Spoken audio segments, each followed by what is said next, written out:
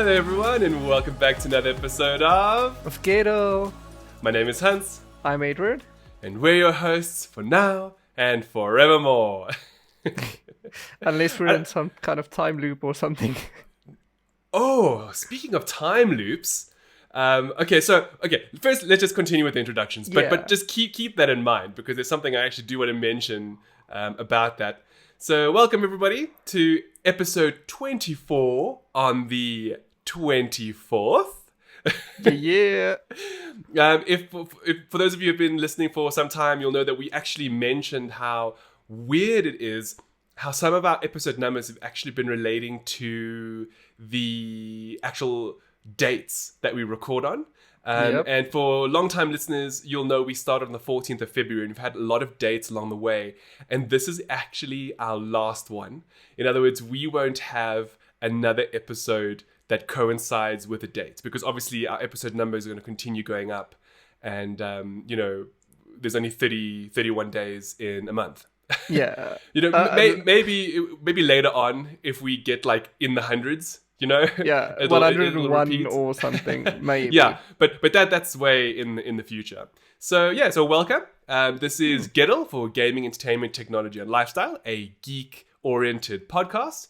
If you've been with us for the last 24 episodes, welcome back. If you're new, welcome. Hello. Nice to meet you. And Edward and I are just going to go straight into it. So, time loops. I'm actually really glad you brought that up. There is a fantastic movie that is on Hulu at the moment called Palm Springs. And it stars Andy Samberg in a role of a nihilistic young man who is stuck in a time loop a la Groundhog Day. And he doesn't know how to get out. And because of this, he's just done with life. and just over it. A part of the premise is the fact that it takes place at a wedding. So he continuously redoes the same wedding day. And it's not his wedding day. It's his girlfriend's friend. So every day he has to redo this wedding. And let's be real here. Unless the wedding is yours, and possibly even if the wedding is yours, I don't think you'd want to put it on repeat because weddings are hard work. Okay? That sounds like hell. Yeah. Jeez. So it's no wonder that he is so upset with everything or that he's basically like given up on life in a way. And he's just coasting now. He just tries to live his life as pain-free as possible, as much as possible. Anyway, the story gets a little bit more complex when he inadvertently attracts somebody else into the same time loop as him. And that's in addition to somebody else that was also stuck in a time loop with him. But I'm not going to, say too much because, spoilers. What I will say is it's a really great romantic comedy, probably one of the better movies of 2020, to be honest. And what I found most interesting about it is how, in many respects, it reflects what's going on in the world today. As in lockdown, our days are, not doomed to repeat themselves, but they kind of feel very similar, a little bit like loops. Now, of course, that's an unintentional consequence of the pandemic. It's a great movie. Watch it if you feel like laughing and enjoying. That's what I have to say about that. I know that Edward is not going to take it away from a video game perspective. Yeah. This week I reviewed a bunch more games, as always. Edward is the resident game reviewer at Vamous.com. Hello. I really want to speak about this indie title that I reviewed because I did not, as with the previous one, it happens a lot, I guess, but I did not expect to like the game at all. Is this Artificer? Yes. I was leading up to that, and basically, as Hans said, it's called Artificer. The full name is Artificer Science of Magic. I dig that. If you've played Don't Starve, you'll know exactly what this game is about. So you crash land on this alien planet, and you just have to survive for as long as possible, and possibly find a way off of the planet. If you don't die. If you rather, it's sort of a roguelite, and the world around you is procedurally generated. Oh, that's cool. As far as I could tell, the bunch of times that I died and had to start over. And basically in the game, you are this guy called Raymond. I forgot his surname. It's alright, it's close enough. He's got a talking dog, and you can pet the dog. So obviously 9 out of 10. Game of the year, right? 10/10. Yeah, obviously. And you just run around, you gather resources, you study all kinds of plants and life forms in order to upgrade, in order to unlock research objectives and upgrade your stuff. And the main goal is just to survive for as long as possible. Now, it is an indie title and it's still in early access. Actually, I just found out this morning that the proposed release date for the early access yesterday actually was postponed at the last minute. Oh, wow. And now the game is only getting released in September. Well, that's interesting. So for both the review of Palm Springs and the review of Artificer, we'll obviously link below in the show notes, so you can go and check them out if you want to see what our scores are and a more in-depth analyses of what we thought. There is actually another game that you're currently reviewing. I think you can speak about it today. You can't give your impressions, but you can say what it is. Yes, I can officially say that I'm reviewing Destroy All Humans. The remake / reboot / remaster. I don't know it's called anymore. I am reviewing that, and the official review with score is dropping on Monday. We're not allowed to give it any thoughts above that. I'm not allowed to show you emotions about the game yet. Yes. What you can do, however, is stay tuned to my Twitch channel over the weekend, because I hope to possibly get in maybe a couple of hours or so in the game, because I have received approval for it. So yeah, check that out. Twitch.tv/HuntUp. Booyah! Yeah. Self-promotion! Oh yeah, that's our sponsored segment. Well, since we're very much on video games and reviews at the moment, for those of you who've been paying attention to what's been going on in the video game world, you'll know that Microsoft actually had their Xbox Series X Games conference on the 23rd of July. Now, it was decent. It was an hour long of new releases which are coming for the console. And although I do believe it was somewhat successful, it was also a little, underwhelming. Lackluster. Yeah, just a little bit. So we didn't really speak about Sony's ones a couple of weeks back, but I guess we could talk about it a bit now. Now, I've got to admit, I felt the same way about Sony's conference. I think the big deal here is everyone is expecting to see these huge jumps in graphical fidelity and audio, etc., etc. But we're not seeing it yet. Now, that's par for the course. That makes a lot of sense. And what we actually need to be doing is checking our expectations.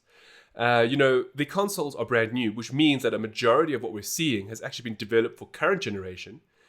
And most likely through development switched to the new consoles. So therefore, some of them haven't been developed from the ground up. Some of them have, and some of those look incredible. And we'll actually speak about some of them now. But we was just, it's the beginning. It's just the start of the generation. I mean, if we look at The Last of Us 2, which Edward reviewed and was our first perfect score on Famous.com, you wouldn't think that game was on PlayStation 4 because not at all. It looks phenomenal. I mean, I'm talking about PC Master Race, NVIDIA 2080 Ti kind of graphical fidelity. Yeah. I mean, it's amazing. The game it's superb. But now bear in mind, that's at the end of a 7-year generation. So, we can expect that later on, just not right now. So with that in mind, they showed a lot of Halo Infinite, which I'll be the first to admit, as a big fan, it really doesn't look great. It looks worse than Halo 5. Well, I mean, okay, so I understand it's going to be open world and it'll be in 4K and 60 FPS. Thing is, Halo 5 was also 60 FPS and 4K on the Xbox One X. Yep. So it might not be open world. So what then is the excuse for the Series X? So that's like it's giving a lot of people pause, as in, sure, we haven't seen much yet, and maybe this is just very much an early beta, but it shouldn't be though, because the game is releasing in November. So how much is really going to change from now until then? Look, I don't know. There's a lot to be said, I guess. Hey, I mean, we don't really know how it plays just yet either.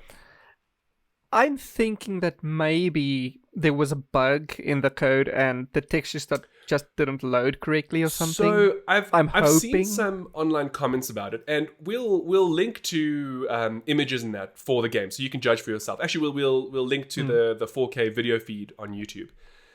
It looks like Halo 1. So a lot of people are saying, sure, you've gone back to that original look, which is a little bit very clean and maybe a bit cartoony. And I guess that's what people wanted, because a lot of people complained about Halo 4 and Halo 5, saying it was going too far from the original. So technically, Microsoft is giving everybody what they want. But at the same time, people who want to go into a new generation with something that was always a showcase title for every generation thus far, just doesn't look like it. And now, you know what? This leads to a bigger discussion about Game Pass, which we're going to just touch on a little bit now. Yes. Microsoft's gears for, I guess, the new generation is not so much about hardware exclusivity as it is about service exclusivity. Now, if you take that into mind, it then stands to reason that, these games would have to run on multiple SKUs, multiple consoles, or even multiple PCs. So it couldn't just be targeting one system. It's exactly the opposite of what Sony's doing. So Sony is like, no, this is a generational leap. You must leave everything behind when you go to PS5. Now, there was a time where I was vastly against that, because I believe that, gaming should be something you invest in. You buy something, you should be able to play it for years to come. So I want to have backwards compatibility. Whether I use it or not is irrelevant. Yeah. I want it. Exactly. And that also begs the question of, are games seen as art? Because if they are, then they should be preserved.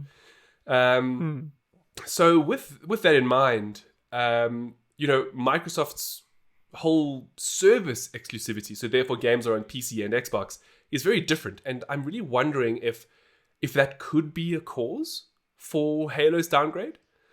Because, I mean, if I look at previously released materials versus what we saw now, there's a big difference. So maybe, but the Halo 5, isn't that on PC already? Yes, because it is. But you see, so this is the thing. So Xbox One X, which has now been discontinued, actually has a patch for the game that runs at 4K 60. So it looks phenomenal. So if you think about that, you have to wonder, well, what's happening with Series X? Yeah. Now, somewhere else, I saw a comment on Reddit where somebody was saying, this is what a game normally looks like before ray tracing is added. Now, if that's true, that could vastly change the way the game will look come release. But maybe. Microsoft hasn't said anything. So we have to take it on the faith that this is a legit, version of the game. This is what we're going to get. Because, I mean, think about it like this. This is meant to be the showcase event. This is meant to say, hey, this is what's coming. Why would they show a gimped version of what is possible? Exactly. Anyway. we should have seen another Rise, Son of Rome. Not what we got. Oh, man. Such a great title. That is something I'd like to see a sequel to. Unlike Gladiator that we spoke about in the last episode. You're right. So far, we haven't seen a showcase launch title. We've seen a lot of great games. Like Medium looks phenomenal, where it's rendering, two basically game worlds at the same time. Leveraging the power of the system. Then there's also, and I've totally blanked on the name now, but that H.R. Geiger looking video game. Which also looks phenomenal. I forgot the name. I wanted to say Carrion, but it's fine. That's another. We did speak about it in a previous episode. And look, there were a variety of announcements. Most notably, Avowed by Obsidian, which looks amazing. Okay, yep. Like you can tell that's next gen. My friend made a comment this morning. Obsidian didn't want to wait for Bethesda again to release another TES, so they just made their own. Well, look, it looks great. It looks great. And of course, the big moment for the evening, other than Halo and Avowed and a few other tidbits, was the announcement of Fable, which I know you don't care much for Edward, but man, am I really looking forward to heading back into Albion. Now, this leads to another discussion. I mean, I wasn't actually expecting to speak so much about games this morning, but hey, we're here. Let's do it. We have timestamps for those of you who aren't interested in this kind of a discussion. So do go ahead, because we have a lot of really interesting stuff still coming up. Yes. So the whole thing that I want to mention a bit is how incredible Game Pass is. Every single thing announced in the hour-long presentation is coming to Game Pass. Yep. That is just whether crazy good. Exactly, like whether you have a Windows 10 PC or Xbox One or a Series X, chances are you'll play most of these titles. Exactly. If you are a Game Pass it's subscriber. Cheap. I mean, it's currently $10 US, but I think it's 160 Rand locally. I'm not sure. Look, let's just put this into perspective, right? So it was recently reported that games are going up in price for next gen. Yes. At least from certain studios. And that means that there'll be roughly 1,600 Rand per title. That is roughly the price of Game Pass in 1 year. So, I mean... Yeah, that's about a year's worth. Exactly. So you could have every single new Xbox release and more, because I think there's about 250 or 300 games on the service, for the price of one triple title game. I mean, that's just, it's ludicrous. And in addition to that, there's Game Pass Ultimate, which will then even allow you to stream games to your mobile devices. So... Which... Yeah, it's going to be amazing. I mean... Yeah, it's going to be so good. It's like, you can clearly see the differences here. So... Microsoft is all about Game Pass as a service and playing games wherever you want, no matter what platform you're on. So they don't care about exclusivity, and it shows. Sony's all about, now we only deal in exclusivity. You want to play on our hardware, generational leaps, too bad. We don't care about backwards compatibility. And you know what? To an extent, I get this. I mean, if we look at Sony's exclusives, and I hate the exclusive argument, but if you do look at their games, let's be really honest here. They're exceptional. They're really good. Yeah. I mean... as we mentioned before, we're quite stringent when it comes to reviewing things, and we don't often give high scores, And yet most of Sony's first-party titles, with the exception of Days Gone, have actually been really good. 8+ out of 10, Yeah. And then, of course, there's Nintendo, which is just sort of a middle ground. they're doing exclusives just like and they're mobile already, so whatever. Yeah. Well, that pretty much sums up gaming, what's happening in the games industry. Edward and I did promise, probably it was about 20 episodes ago, that we were going to do a very in-depth gaming podcast as a bonus episode. Now that we've been speaking about this for like the last 20 minutes, I kind of feel that it's coming and we should do it. Yeah. We're honestly just waiting for more information to be released, because, we don't even know the prices. Oh, actually, I do, but I'm not going to mention it because I'm not allowed to. So,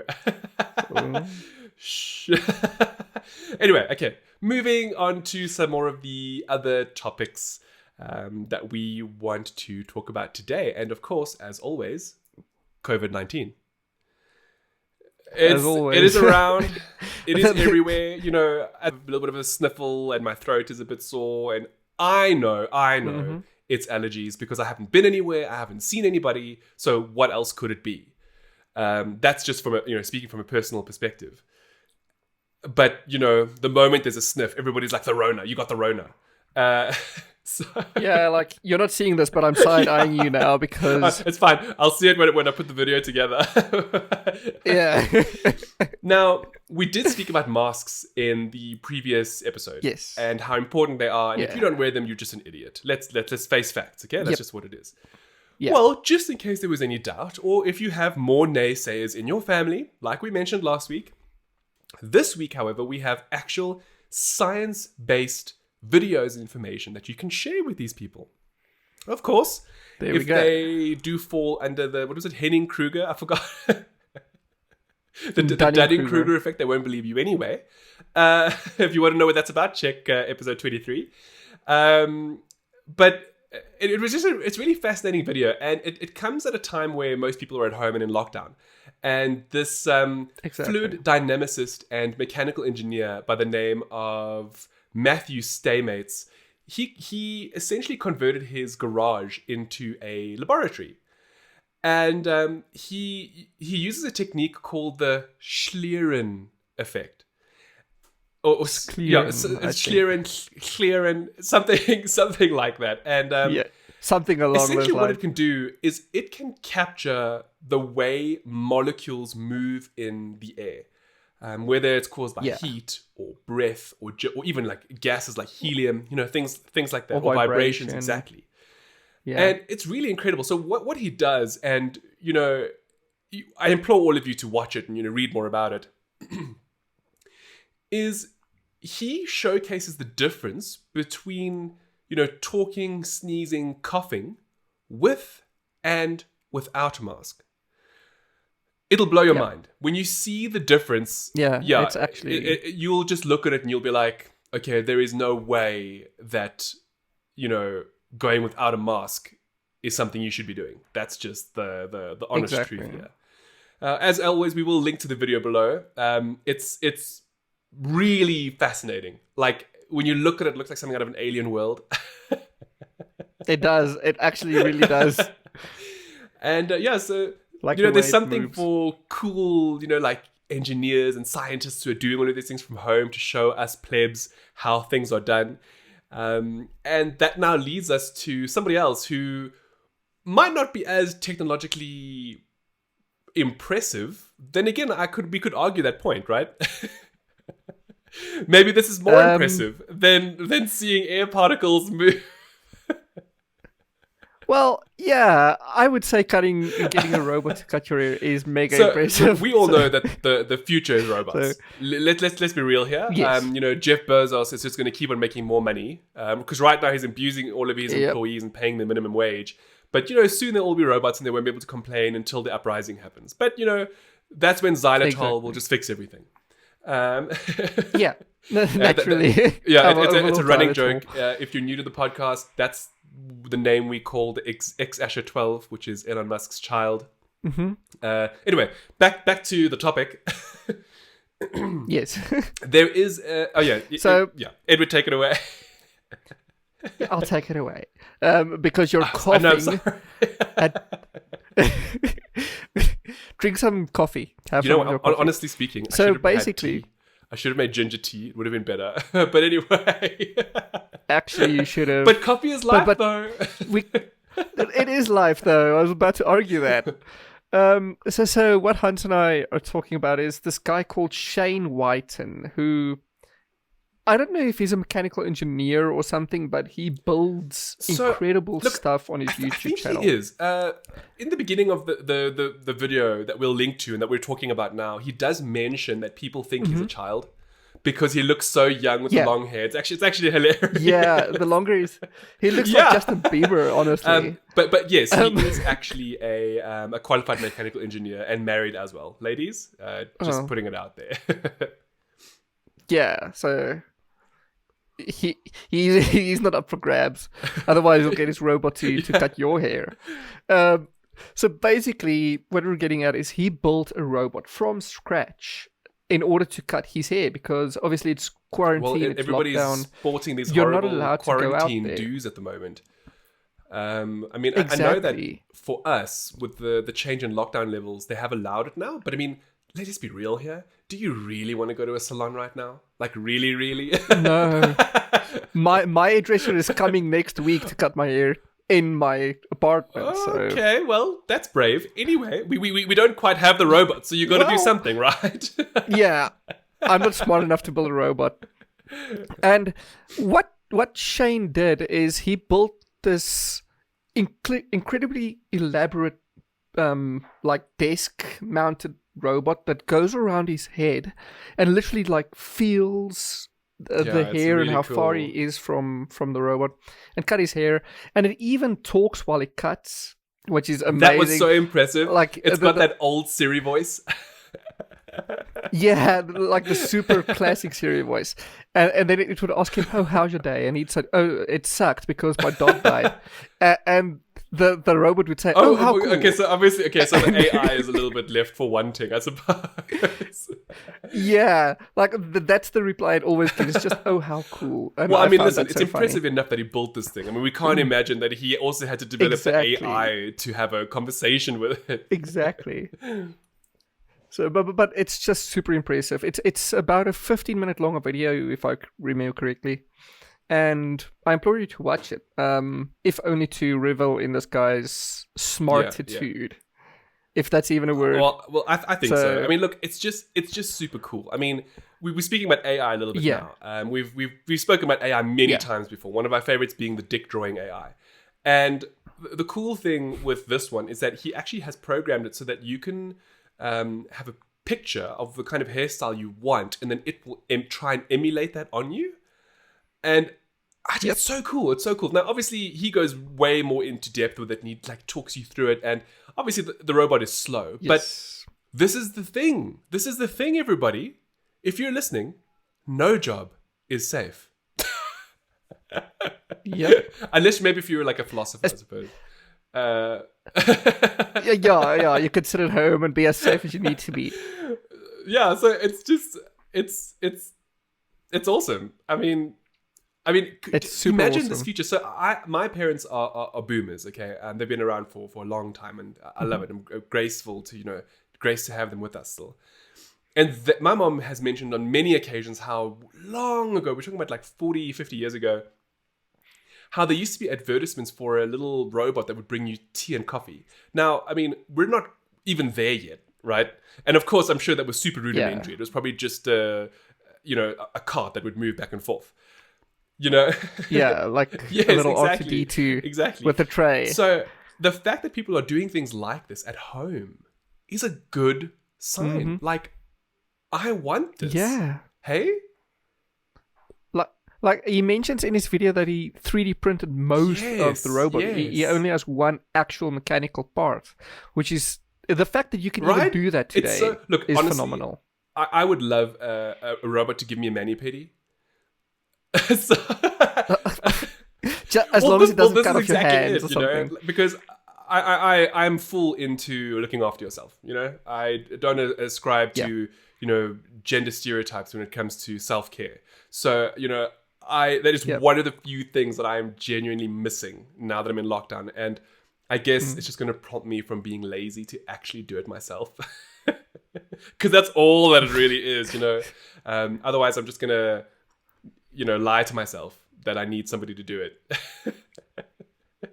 Exactly. And speaking of lying, this is I had to do it. I just had to say that for this segue into the next topic. You make the segues mega obvious, but they work so well, so I don't blame you. So the next thing that I came across is it has to do with lying, and not necessarily like Liar like the film with Jim Carrey, which is a great movie by the way, but it has to do with like pathological liars, which I'm sure many people have heard of. The term being thrown around in the past. Like, what does it mean to be a pathological liar? For all intents and purposes, and we will discuss this a little bit more, but it's got to do with people who feel that they're compelled to lie. Because if they don't, they actually feel anxiety about it. And that anxiety is I know it sounds strange, right? Like, why would you... but that's fascinating to me. I always thought a pathological liar is someone who lies without even realizing. Yes. Like they just that's do what it. I thought as well. Now, I think it is possible that this study, which was published in the Journal of Psychiatric Research and Clinical Practice, which had over 600 people, and it was conducted in 2019. The way that they did the study is, instead of analyzing or psychoanalyzing people and determining whether or not they were pathological liars, they actually asked pathological liars to self-identify. And in so doing, determine what is the most likely causes for their lying. And and this is where it became really fascinating, because it just so happens that they feel anxiety for being caught out by a lie, but also for not lying. Right? That's Right? weird. It's a really strange sort of like mental condition. Now, something else that also came out through this research is how little research is actually being done in terms of people who might lie pathologically. And it's interesting because pathological liars are, or rather the bubble that it's contained in, is not included as a disability or a disease. Which Okay. But because it's a choice. Well, no. Well, see, okay, so you're assuming it's a choice, right? Now, and we're going to get to it in a little bit, but when they self-identified, a lot of the people said that they didn't have a choice, that it was very much they had to do it in order to feel good or to lessen the anxiety, etc. Didn't they just lie?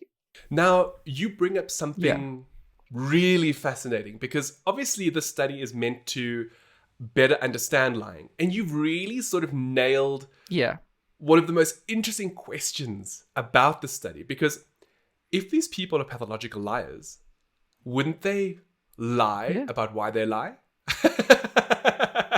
Or lie about right? Exactly.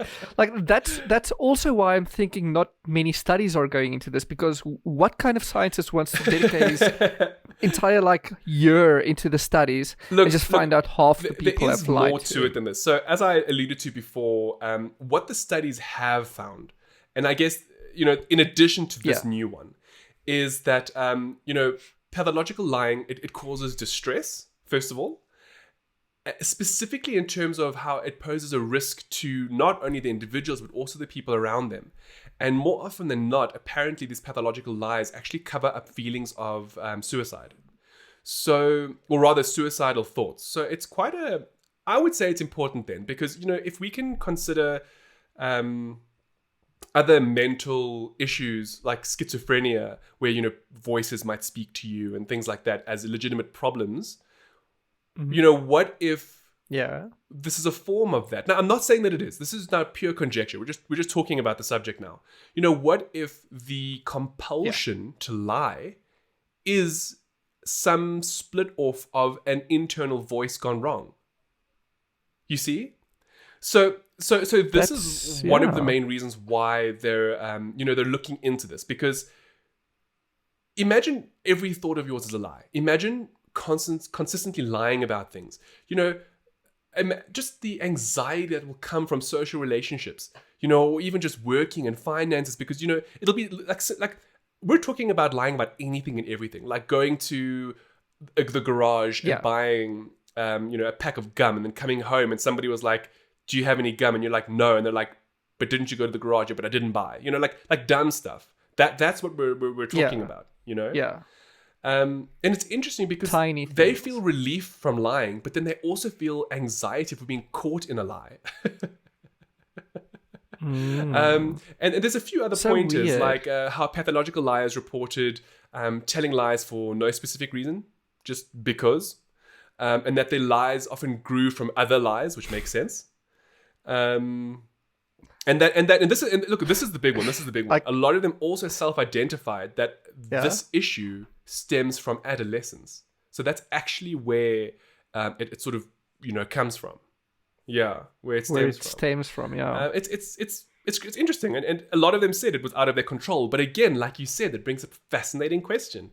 Is it really? If it is a voice that's speaking to them, then there would be a real need to actually do more of this kind of research versus liars just lying about it. But again,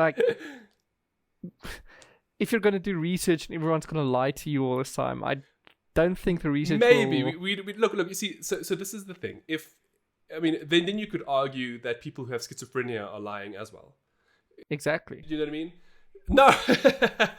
Okay. Look. What do you guys think, listeners?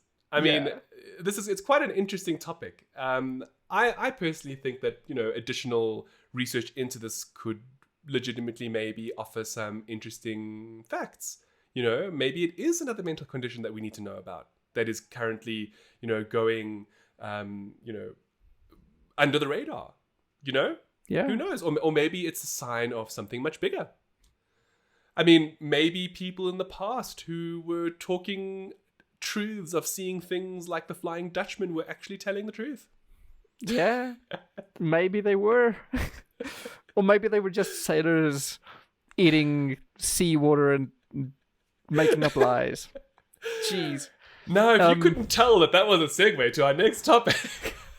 Like, I never can. Did you really not know? No, I didn't. Okay, yeah, that was an obvious one. Okay, sorry. I had to ask though, because sometimes Edward really doesn't know. Sometimes just keep rambling on. And now, on this topic, and Ed will tell us a little bit more about it. I mentioned the Flying Dutchman. So anyone who remembers sort of like folklore and like pirates and stuff like that, Flying Dutchman is supposed to be a pirate ship, right, Edward? That people used to see floating above the waters of the sea and the ocean, and it was mythical and dangerous and whatever. Well, there's actually a reason for this. Yeah, so imagine you're on the seas for like 4 months, and then suddenly you see this ghost ship in the horizon on one particularly like humid day. You're going to be scared. Now this is called a superior mirage. So it's actually called a Fata Morgana. And now this is essentially just when, or rather, a Fata Morgana mirage is basically a significant distortion of objects on the horizon, which basically mimic what they are based on. So if you see a ship, chances are there is a ship far, far away on the horizon.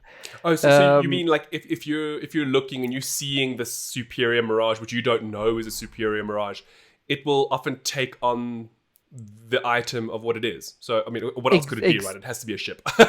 Exactly. So if you're on the sea, it'll be a ship. But if you're driving, you see them as well, right? Like on the road. Exactly. You can also see them on land, even in like a desert or on a road. You can even see them. That also attributes to, sometimes when it's very hot and the sun reflects on the street far away while you're driving. Yes. That's essentially the same, but also not, for obvious reasons. But that's technically just attributed to this mirage you're seeing. Yes. And it's just an optical illusion at the end of the day. But now there's a little bit more to it though. And this was the thing that I thought was most fascinating. Is how it's actually, in many ways, it's named after an Arthurian legend, right? Like to me, I thought that was amazing. So, I mean, just tell us a bit more about that. It's actually called, named after the Arthurian sorceress, Morgana Le Fay. I'm not sure how you pronounce it. I guess it's Le Fay. I think it's just straightforward. Morgan Le Fay. Let's just say it like very anglicized, Yeah, and it's often believed that these mirages were often seen in the Strait of Messina, where fairy castles in the air or false land created by the witchcraft. That is cool. In order to lure sailers into just dying or into a layer. We're just talking about like early centuries where people couldn't explain what a superior mirage is. Essentially back when science were magic and all women were bad. So honestly, like I just thought that's fascinating. The fact that they it's an Italian. The Italians named it after an Arthurian sorceress. Which is just, I think it's so cool. Like Fata Morgana. I mean, anyway. I would say it's awesome. Like it sounds like those war tales that come out of like when the Romans tried to invade Britannia or whatever, and basically they just failed and they brought back home these tales of war about Fata Morgana. Exactly. So like this is the thing. So like we were speaking about liars, right? Now like imagine these people coming back and talking about having seen this. People would be like talking rubbish, man. Talking rubbish. Yeah, don't lie. Well, maybe not. Maybe they'd be like, yeah, you did, and now you're a witch, or did you sleep with a witch, or something to that effect.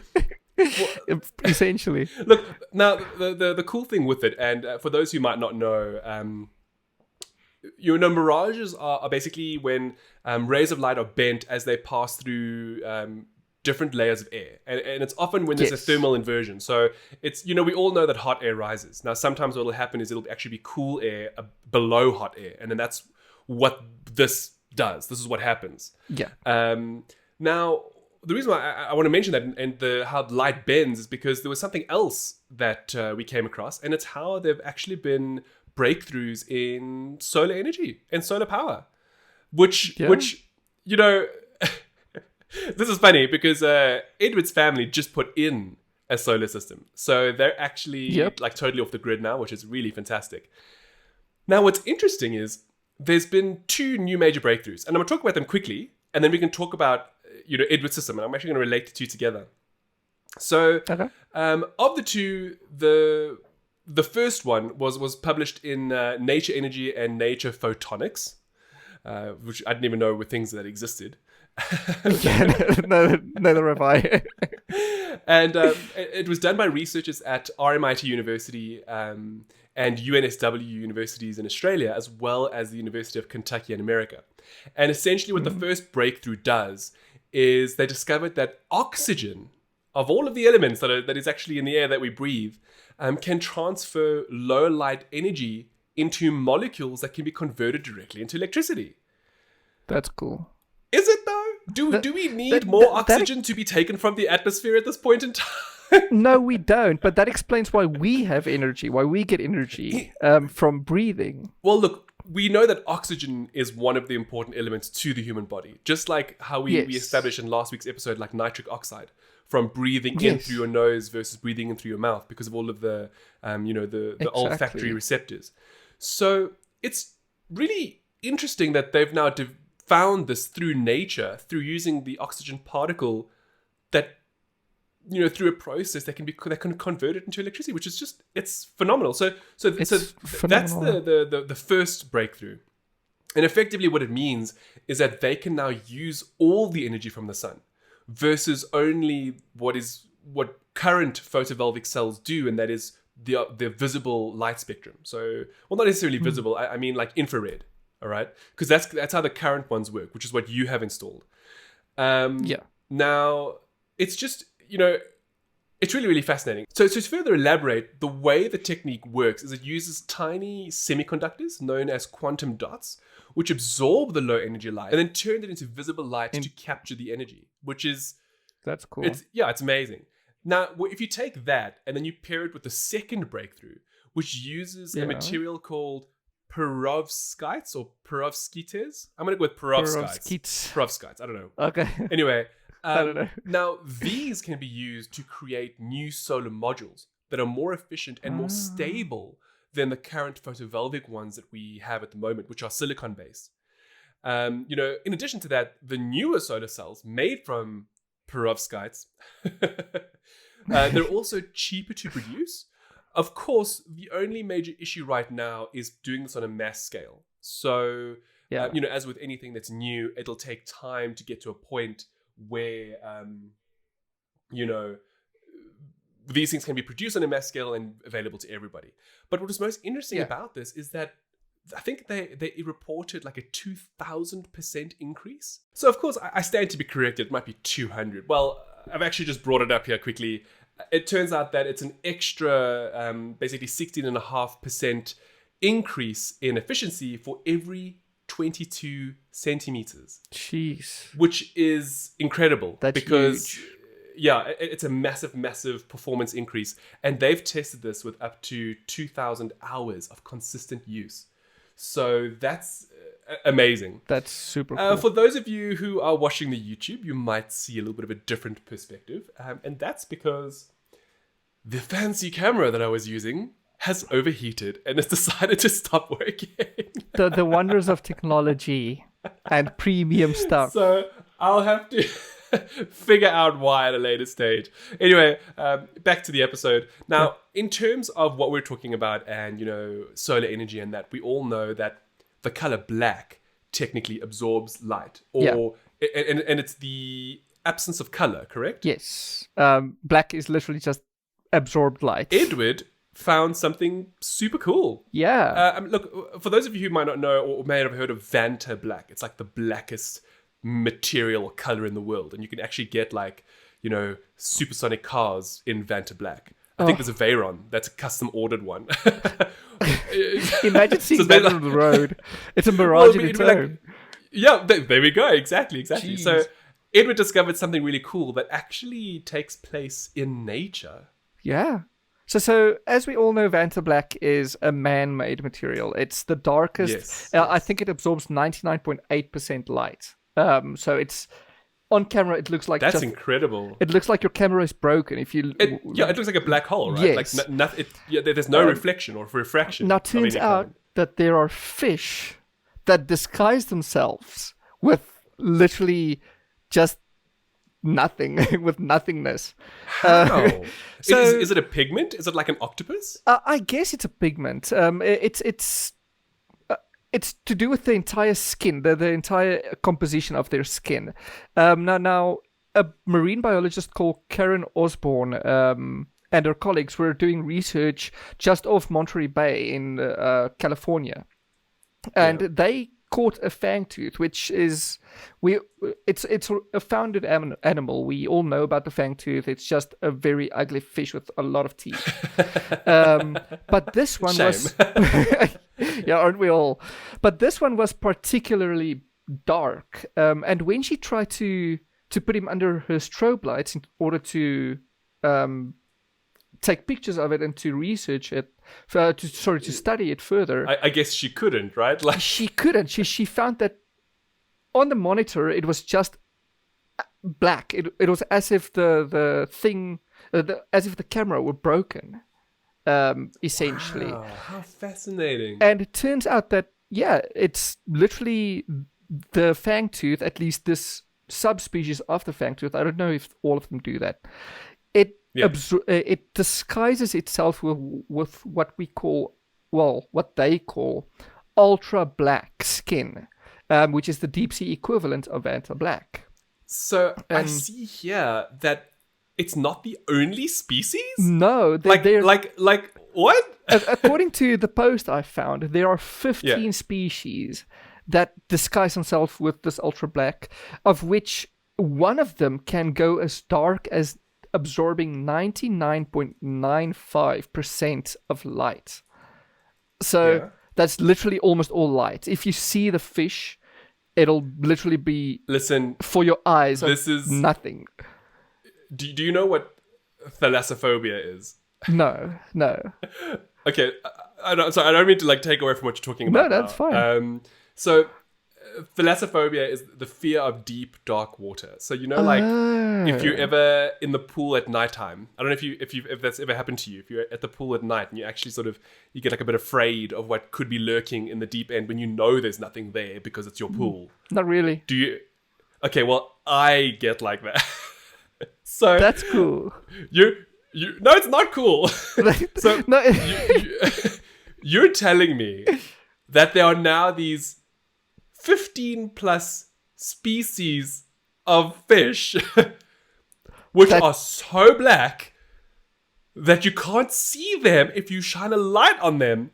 You can't see them at all. And now I'm expected to go back into the ocean? Exactly. After this? So like it's one thing to say you can't see them on camera because obviously they absorb light from different angles. Yeah. But this one species absorbs so much light that you won't be able to make out its features with your eyes. No, even. I'm sorry. Look, if you're watching the video, you can see me cringe. It's fascinating. I don't know, hey. I don't know. I like all things fish and deep dark sea. Look, I see here what it absorbs 99.956% of light. That's basically everything. They should call it the black hole fish. Like I see here, they're calling it the ultra black Vantafish. I am like the Vantafish. No, I can't. That sounds like a villain or something.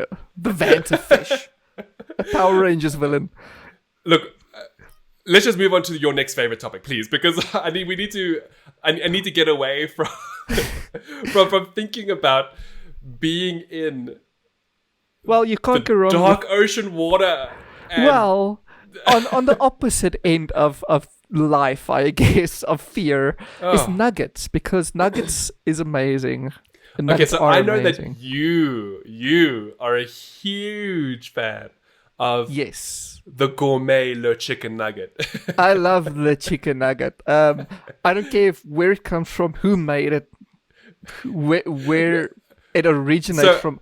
A chicken nugget I is take amazing. it. I take it. You've seen the Jamie Oliver special where he tries to convert kids away from eating chicken nuggets. Have you seen it? I have not seen that. No. Okay, I'll just explain it quickly, and then we'll link it down in the show notes as well. So there's actually this video where Jamie Oliver takes the time to educate children about what goes into a chicken nugget and why they're actually not good for you to eat, because it's basically all of like everything that doesn't get eaten from the chicken gets thrown into making a chicken nugget. That includes like feet and the beak and whatever else is in the chicken. Okay, Basically the offal.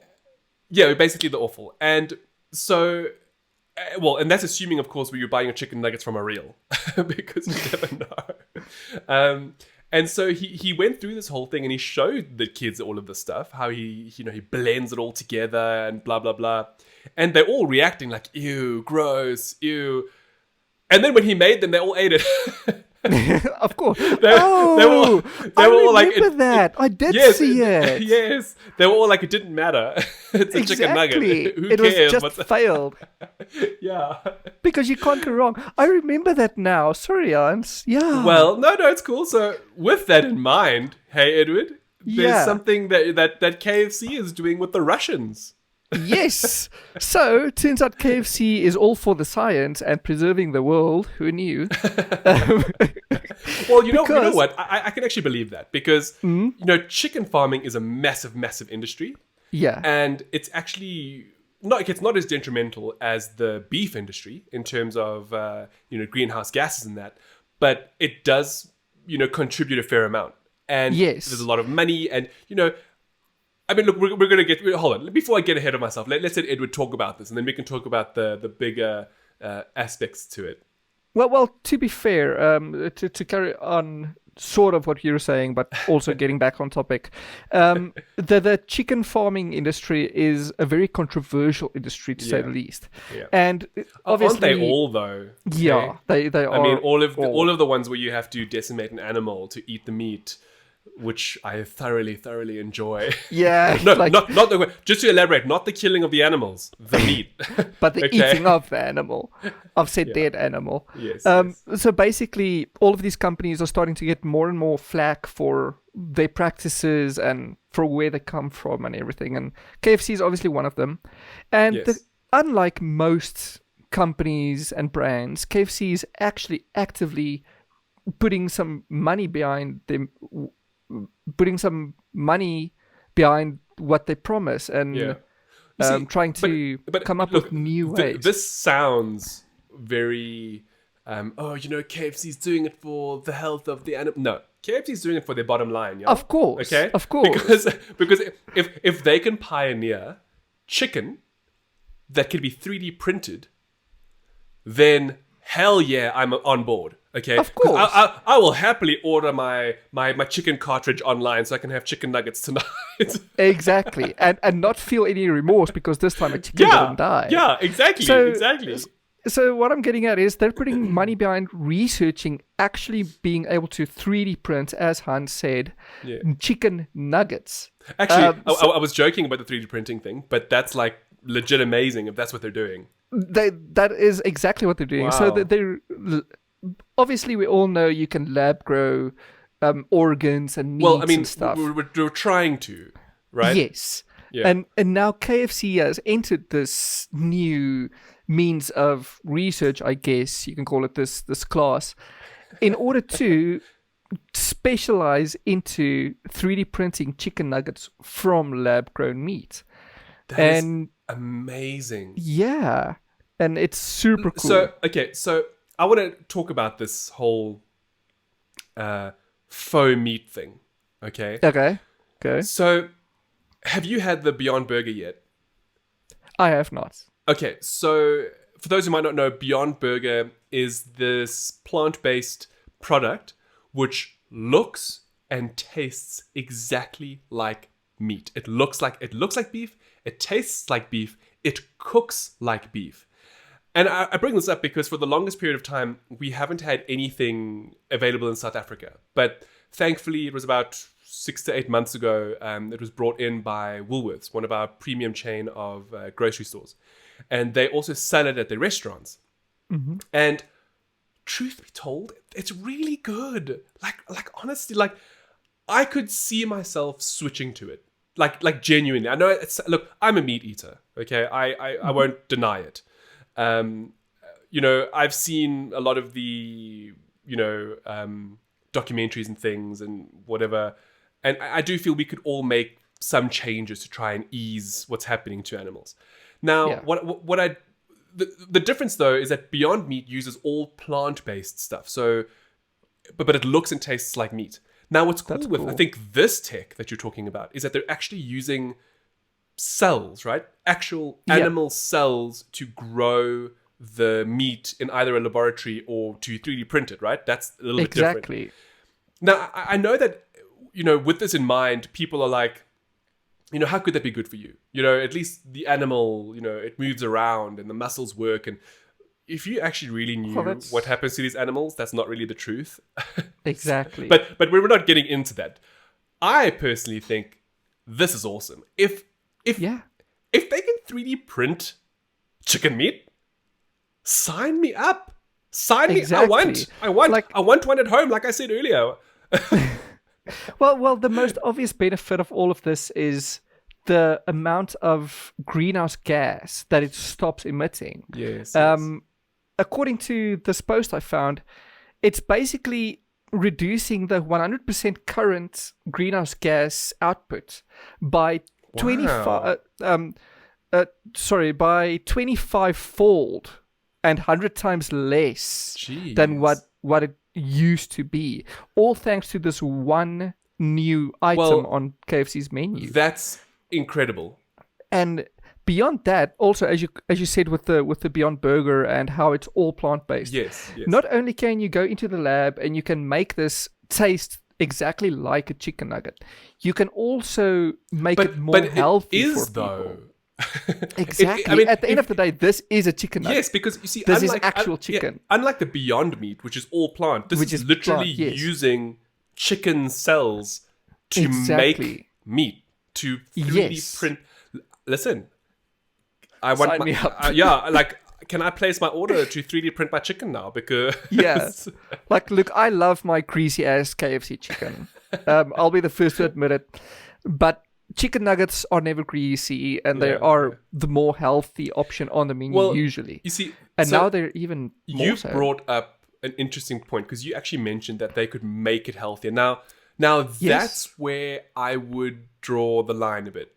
So it's one with thing. GMO stuff. Yes, it's one thing to 3D print the chicken, because you're using the cells or whatever.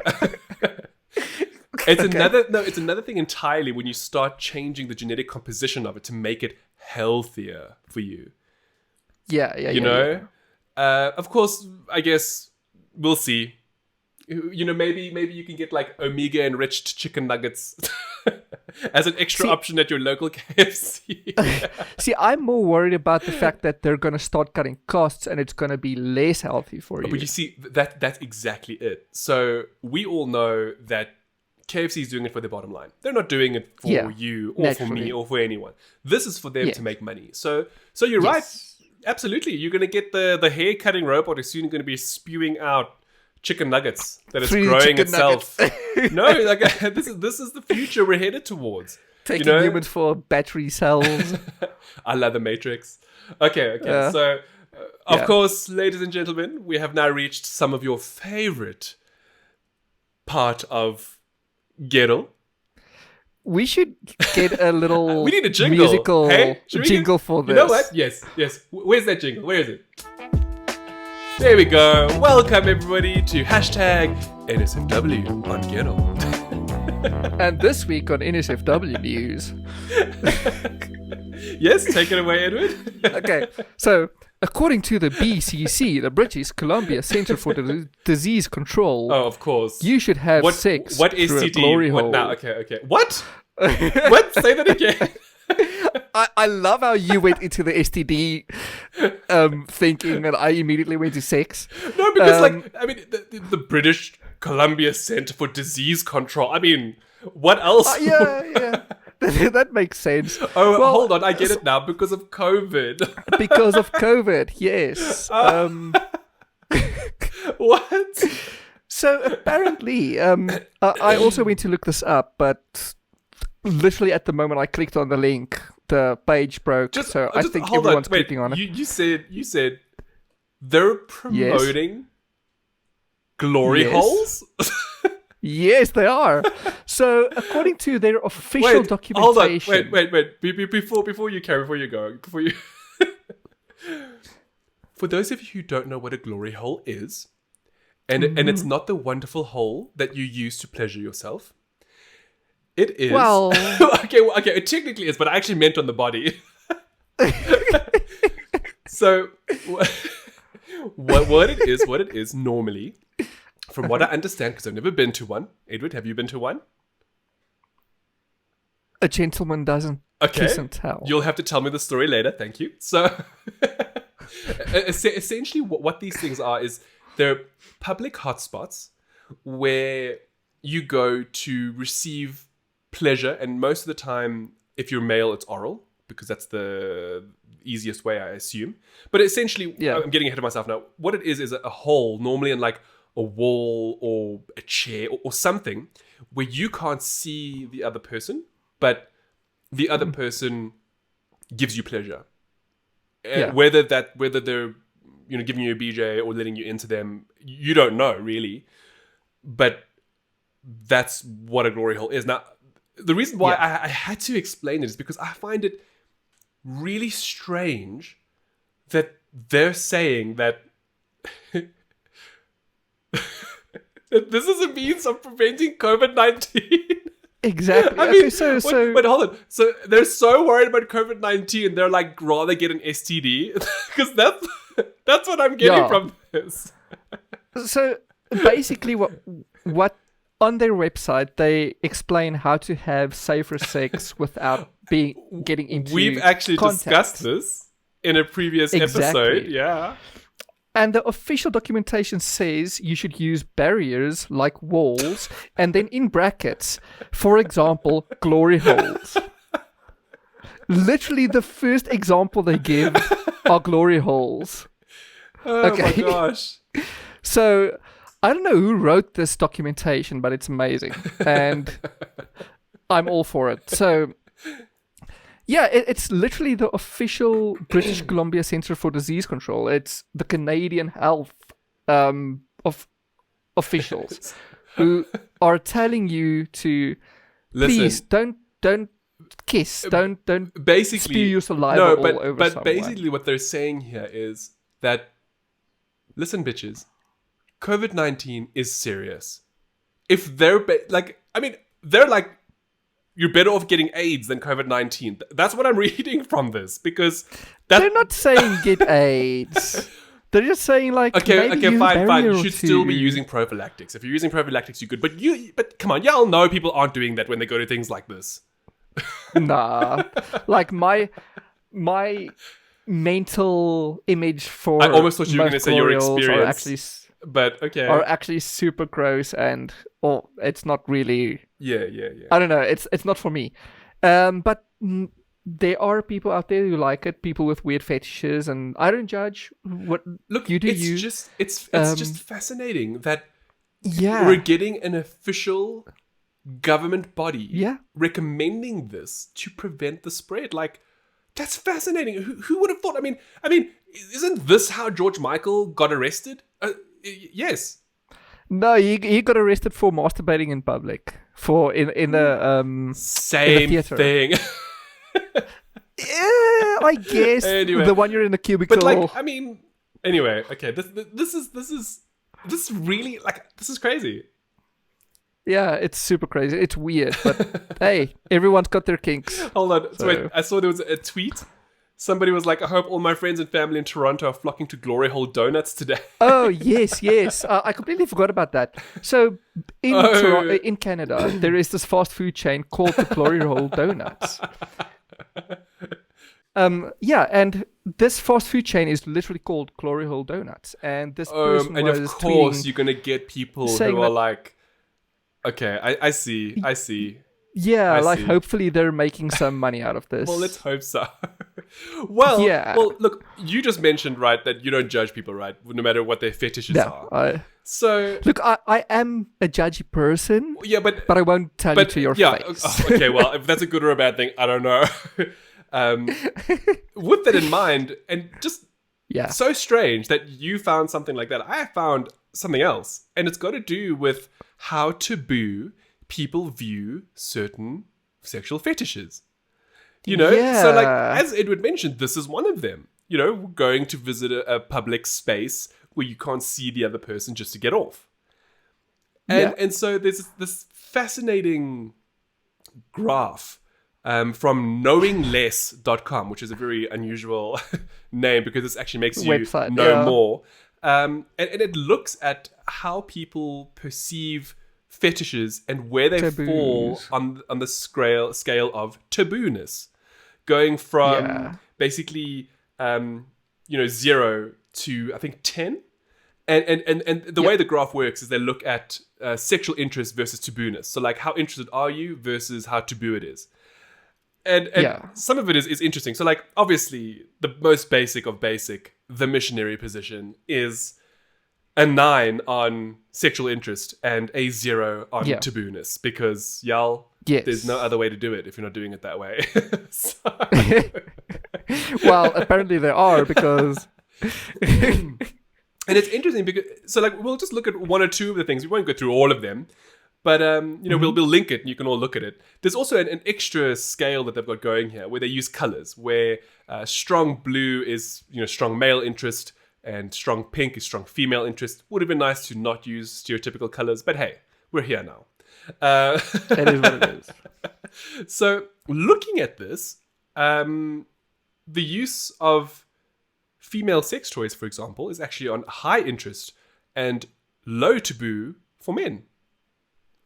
Yeah, hey? Naturally. Yeah. What I find fascinating from this is, though, if you go towards the middle of the scale, you get into the weird stuff, or the stuff I would call weird. Okay, there we go. I was just going to say. And what's fascinating to me is the fact that they did use this gender-based scale. Yeah. How females tend to search for stuff like choking and bondage. I know. Whereas the males are all about like, oh no, I just want to see someone flash their boobs in public. But look, and I mean, that's weird. Look, okay, so looking at this, apparently it's a sample size of over 2,000 people. So this is not a small study. However, this is something to take note of, though. There were only just over 500 people who identified as female, but 1,400 who identified as male.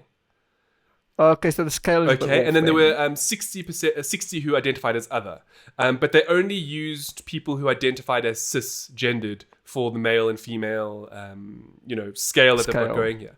So it is biased towards male interest if we do look at this.